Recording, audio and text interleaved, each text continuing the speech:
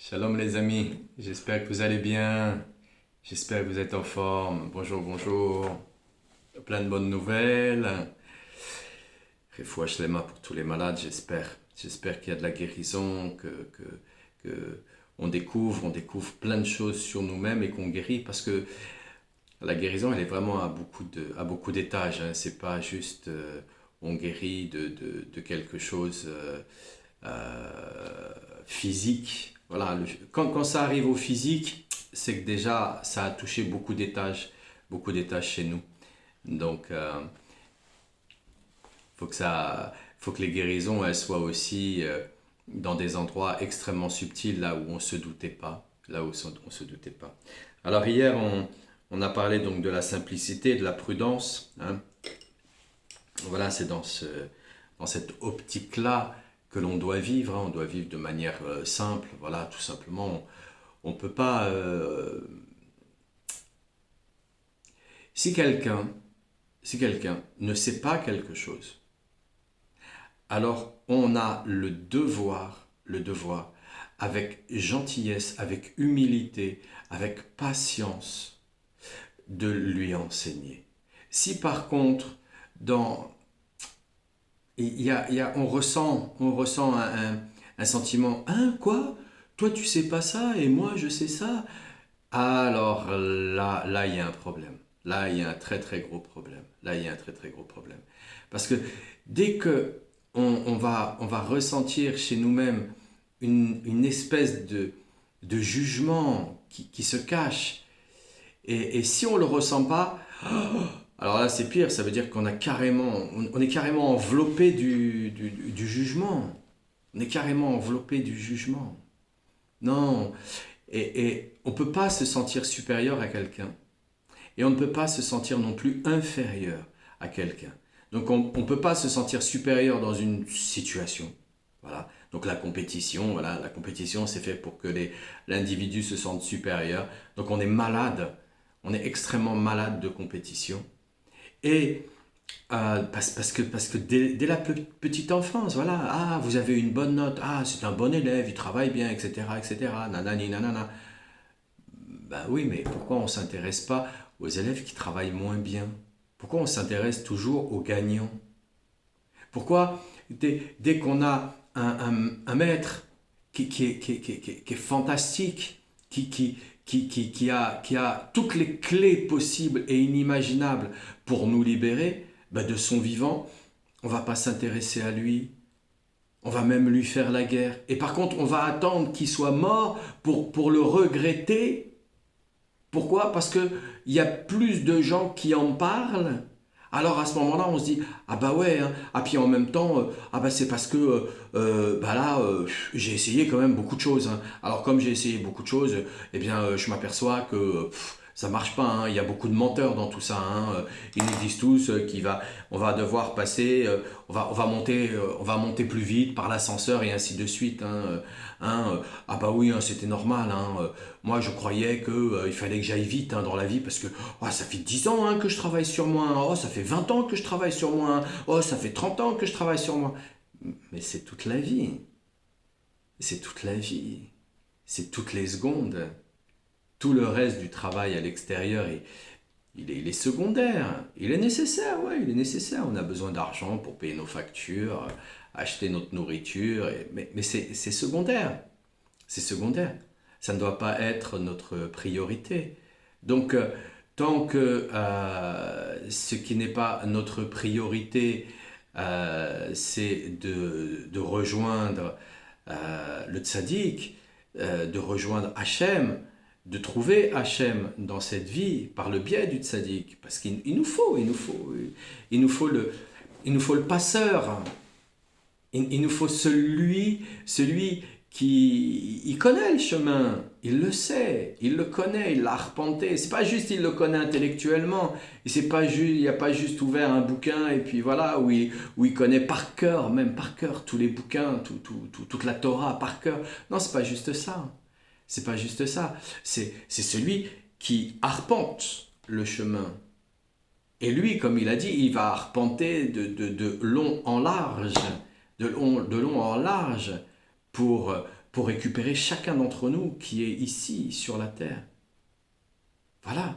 Donc, mais il va pas le faire, il va pas le faire comme ça.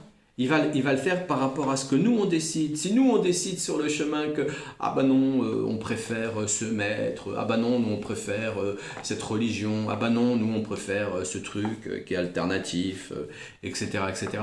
Il va nous laisser. Il va nous laisser. Parce que personne n'est obligé ici. On n'est même pas obligé de vivre d'ailleurs. Voilà, personne n'est obligé ici. Personne n'est obligé. C'est à nous de vraiment vouloir. Et vouloir vraiment, c'est une bataille. C'est une bataille parce que sur le chemin, on va avoir, c'est pas une, c'est pas deux, c'est des millions d'obstacles. Des millions d'obstacles pour se rapprocher du tzaddik. Des millions d'obstacles. Parce que ces obstacles, ils sont faits pour nous renforcer dans la simplicité, nous renforcer dans la prudence, nous renforcer dans le fait de pardonner, de ne pas juger, d'être amical, de se dire « Ah mais oui, c'est vrai, le sourire, je me force. Ah bah oui, oui, ah bah ça y est, je suis sur le chemin. Bon, je ne suis pas encore arrivé, mais je suis sur le chemin, c'est déjà ça. Ah, super. Un petit peu comme, bah voilà, je sais pas, si à l'époque, non, mais je vais prendre plutôt, bah voilà, un bateau. Un bateau, il est en pleine mer, voilà, et puis, d'un seul coup, bah, le bateau, il coule. Ah, que Dieu nous en protège. Eh ben, on est content quand on nous jette une bouée. Ah, super, mais on n'est pas encore arrivé. On n'est pas encore venu nous chercher. Ou quand le canot de sauvetage, on le gonfle et qu'on a la possibilité de monter dessus, ah, on est content, mais on n'est pas encore arrivé. On n'est pas encore arrivé. Voilà. Mais c'est aussi totalement, comment dire, maladif chez l'humain de se croire arrivé. C'est totalement maladif chez l'humain de se croire arrivé. Parce qu'il y a un écart. Il y a un écart entre l'âme qui est éternelle et le corps qui ne l'est pas. Donc le corps physique, étant donné qu'il ne l'est pas, il est dans un compte à rebours, eh bien, par l'espoir, on va croire que ça y est, c'est bon, on est arrivé, etc., etc. Et en même temps, on n'arrive pas à comprendre parce qu'on nous dit oui, mais il faut fêter l'événement, il faut toujours être joyeux, il faut toujours chanter, il faut toujours danser, taper des mains et ainsi de suite. On ne comprend pas le truc, on comprend pas, on a tendance à se faire aussi avoir. Mais c'est normal, c'est des réglages à chaque fois. À chaque fois, c'est trouver l'aiguille dans la botte de foin. Et là, il commence à rentrer à l'intérieur. Parce que c'est très très subtil, c'est très très subtil. Il écrit, il me dit alors, prête attention à ce que tu entends. Et après avoir prêté l'oreille, j'entendis qu'il disait, Moïse et sa Torah sont la vérité. Prête l'oreille, soyons attentifs. Soyons attentifs à la question que nous posons. De quelle manière nous la posons? Comment se trouve notre cœur? Alors, quand on parle comme ça, dans la tête, si on commence à essayer de réfléchir, ça devient waouh, grosse pression, grosse pression. C'est pour ça que Dieu nous en protège. Certains tombent dans le din, dans la rigueur, parce qu'ils se mettent exactement trop de pression. Non, on doit avec simplicité, sincérité, on parle. Donc pour ça que le beau des doutes, c'est important. Parce qu'on parle. On dit, voilà, Hachem, ça. Après, oh là là, excuse-moi, je m'entends parler là. Waouh, c'est pas ça. Et on répète. Ah, mais c'est pas. Et on corrige à chaque fois, on corrige.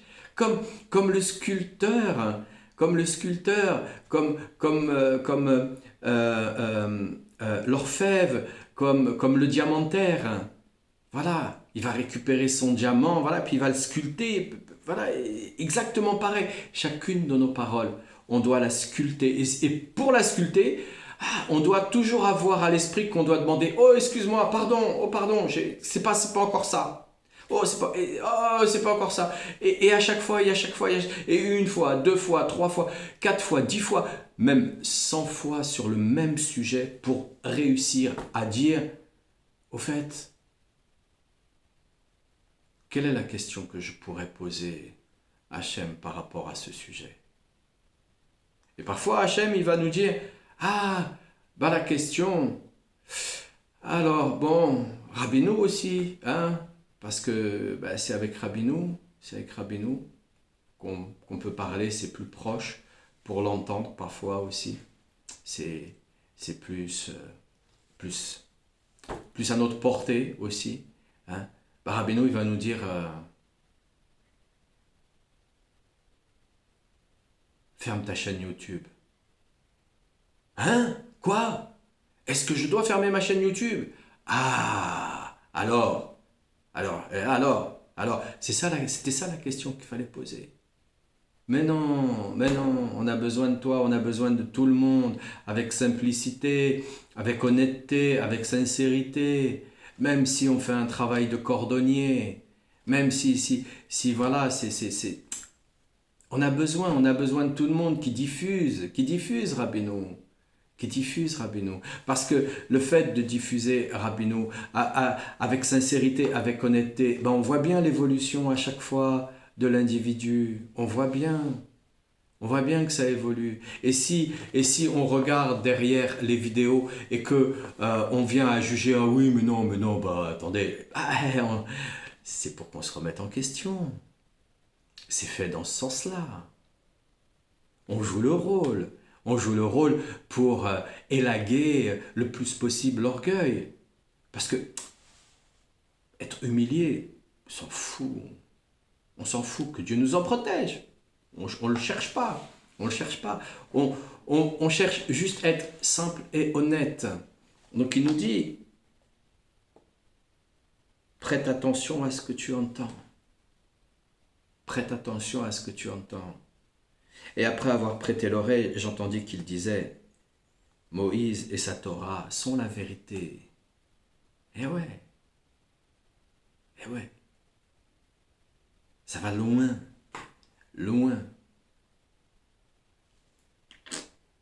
Mais il faut nettoyer les sorcières qui sont dans les oreilles, qui sont dans les yeux.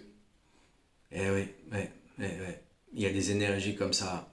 Quand on commence à les voir, quand on commence véritablement à utiliser ses yeux, quand on commence véritablement à utiliser son cœur, véritablement, c'est pas à moitié, c'est pas après un stage, c'est tous les jours et ça demande d'y passer sa vie, sa vie entière, bientôt 56 ans de vie entière là-dedans.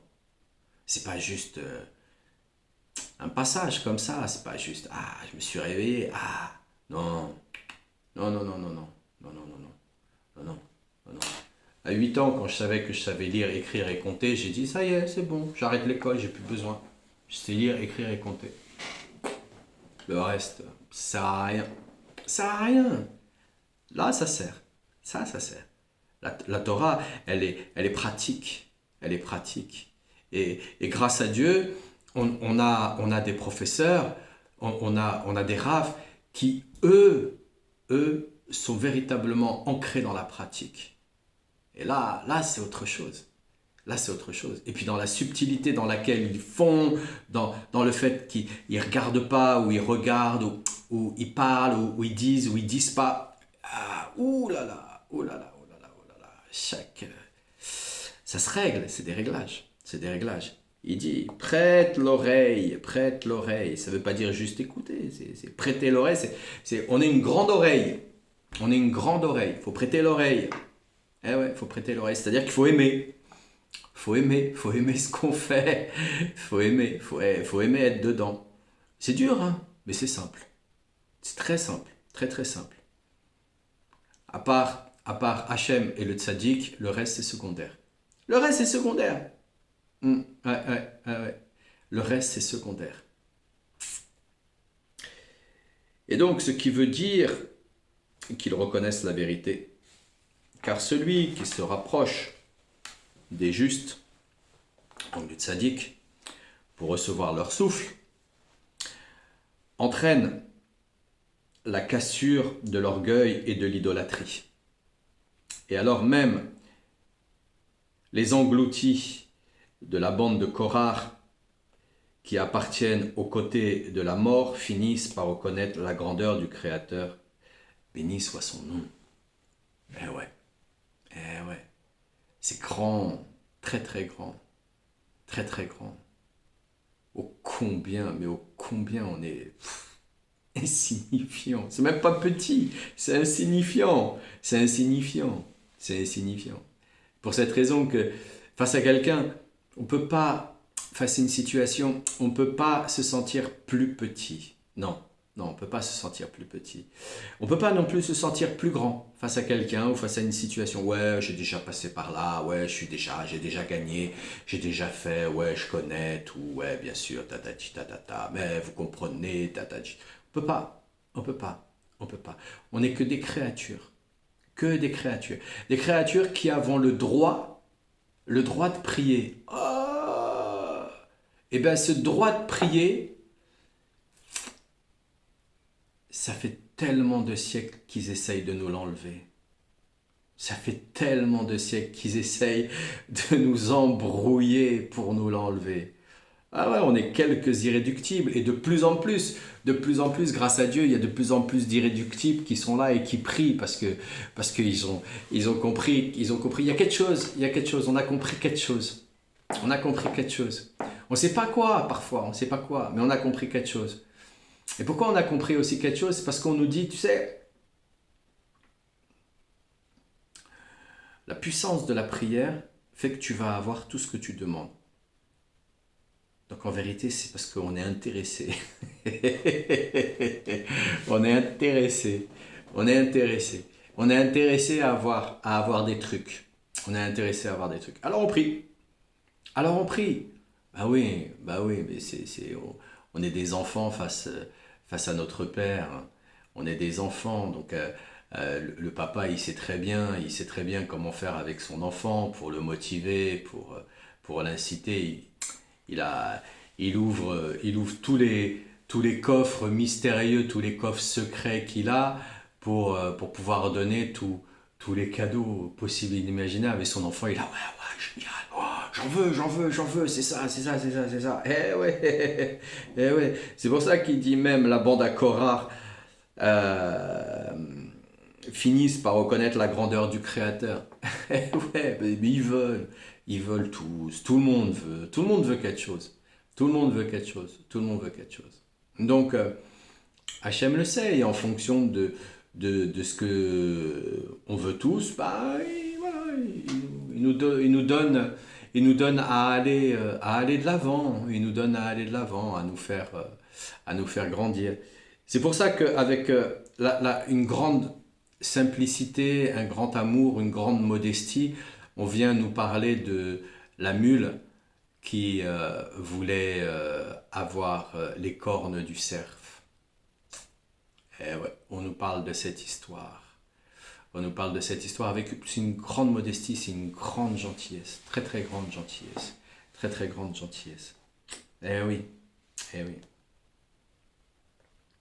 Pourquoi? Bien parce que les cornes du cerf, c'est des antennes. C'est les antennes de la forêt. Et ces antennes de la forêt lui permettent justement pas qu'avec l'odorat, parce qu'il a un odorat extrêmement développé, le cerf, mais avec ces antennes en fait, si vous avez déjà touché des cornes, elles ont plein de petits poils, plein de petits poils, plein de petits poils. C'est tout doux, comme du velours, vraiment comme du velours. Tout doux comme du velours. Et ça, ce sont des capteurs, mais sensoriels, extrêmement puissants. Et ça va directement dans son cerveau. Il n'a pas un très gros cerveau, hein. Il n'a pas un très gros cerveau comparativement à l'homme. Il n'a pas un très gros cerveau, mais il est tout le temps en train de capter, tout le temps en train de capter. Et quand Et quand son dernier jour arrive, quand il sait qu'il est cerné, quand il sait qu'il est vaincu, quand il sait que... parce qu'il a aussi cette fierté, il a cette fierté, hein, le cerf. Hein. Quand il sait qu'il est vaincu, qu'il va être abattu, hein, qu'à Dieu ne plaise, eh bien, il se met à bramer en disant « Récupère-moi, récupère-moi, merci, j'ai fait mon temps, récupère-moi. » Nous, on croit qu'on entend une espèce de douleur. Il est dans les supplications. Il est dans les supplications. Il invoque l'Éternel. Récupère-moi. Ok, j'abdique. C'est toi qui as toujours été le plus fort. Même si tu m'as donné la place très importante dans la forêt. Voilà. Et la mule, elle, par contre, elle est celle qui sait porter, qui sait se charger, qui sait montrer sa force, mais elle n'est pas très intelligente. Elle est forte. C'est le costaud. Il est fort. Il n'est pas très intelligent, pas très subtil. Le costaud, il n'est pas subtil. Hein. Le costaud, il faut l'habiller pour l'envoyer dans une initiation, hein, parce que sinon, il n'y va pas. Le costaud, il n'est pas très subtil. Et cette subtilité, il voudrait aussi l'avoir. Donc, on va lui couper les oreilles. On va lui mettre et puis il attend les cornes. On va lui dire, mais tu peux pas mettre des cornes. On va couper les oreilles pour que ça pousse, mais tu vois bien que ça pousse pas. Parce que c'est pas possible. Pourquoi? Parce qu'on lui montre que il a sa place d'homme fort.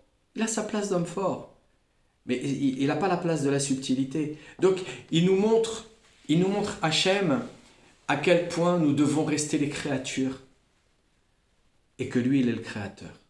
Et que de cette manière-là, comme on accepte que nous sommes la créature et qu'il est notre créateur, alors on va toujours lui demander conseil. Toujours. Et même si on est fort, même si on fait partie de ces hommes qui sommes forts, alors à ce moment-là, on doit aussi lui demander conseil avant de porter une charge. Ouais, on doit lui demander conseil. Ouais. Est-ce que ma chaîne YouTube, elle est bien?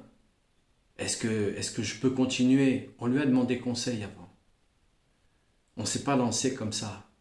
On ne va pas se lancer à l'aveuglette. On entend, on écoute, on avance tranquillement. On sait pertinemment que on va être regardé, on va être écouté, qu'à Dieu ne plaise.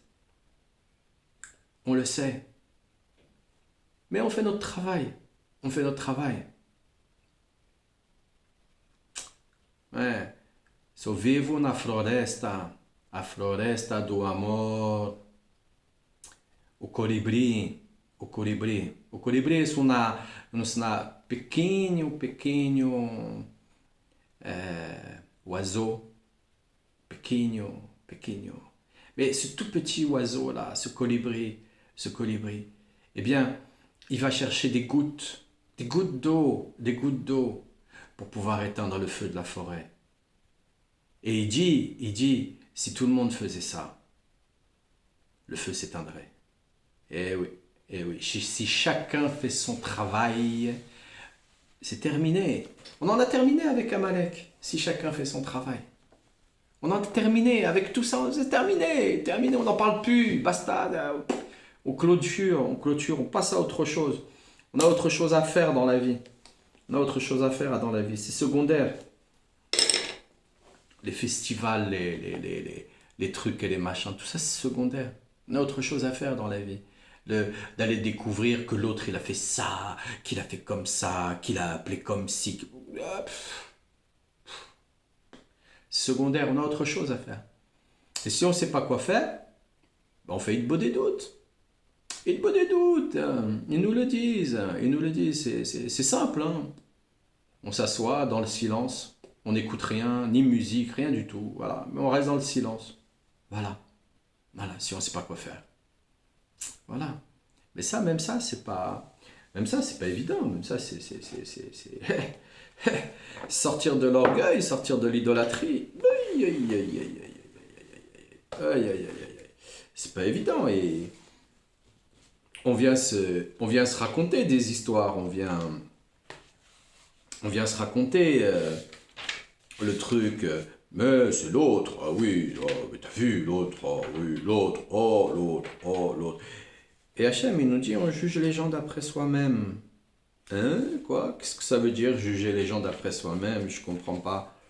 Mais dès que tu parles, et que tu parles mal, mais je parle pas mal, je suis quelqu'un de gentil, je vois bien que là, ça c'était pas bien. Mais qu'est-ce que c'est? Qu'est-ce qu'on en sait? Qu'est-ce qu'on en sait? On connaît les plans d'Hachem. On a la prétention de connaître les plans d'Hachem. Non, on ne sait pas. Donc, en restant dans le sac de Rabbeinu, on est plutôt sauvé. On est sauvé de tout ça. On est sauvé de toute cette histoire. Que Dieu nous bénisse, que Dieu vous bénisse, que Dieu vous protège vos pas, protège vos familles. Guérison pour tous les malades, Refoua Shlema pour tous les malades. Et on va faire le Télim 75. Il est bon celui-là, comme tous les autres d'ailleurs. Srot Rabbeinu Akadosh, Baruch Hashem, me donner la possibilité de dire les Télim sur les vidéos. Lamnatzea al tashchet mizmoch le'asaf shir odinu lecha Elohim odinu וכחוף שמך סיפחו נפלאותיך, כי איכה מועד אני משכים אשפוט נמוגים אחת וכל יושבעה אנוכי תיקונתי המונעה סלה אמרתי לה או לילים על תעולו ולחשאים אל תחמו ככן, אל תחמו למחום, כך נחם תדבחו בצבא עתק, כי לא ממוצא וממאחף ולא ממטבח, אחים כי אלוהים שופט זה.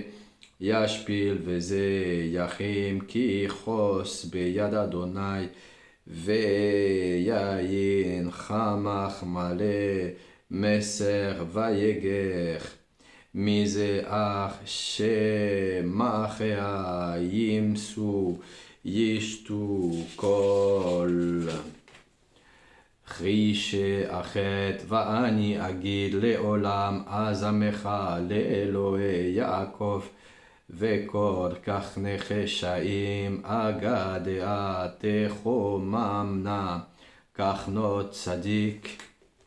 Baruch Hashem, merci Rabbeinu Akadosh. Portez-vous bien les amis, excellente journée, plein de bonnes nouvelles.